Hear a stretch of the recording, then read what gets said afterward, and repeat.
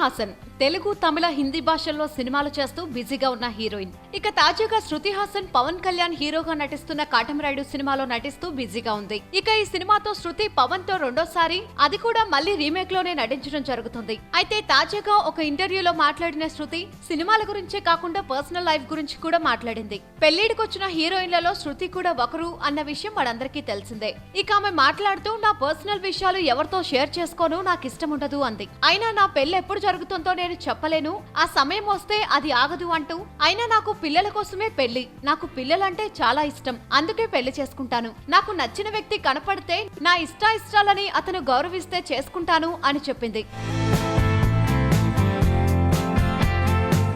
వీలైతే లైక్, కుదిరితే కామెంట్ పెట్టండి. ఇలాంటి ఇంట్రెస్టింగ్ బ్రేకింగ్ బిగ్ న్యూస్ మాకు తెలిసిన వెంటనే మీకు తెలియజేస్తాం. దీనికి మీరు చేయవలసిందల్లా ఇక్కడ కనిపిస్తున్న సబ్స్క్రైబ్ బటన్ ని నొక్కి సబ్స్క్రైబ్ అవ్వండి.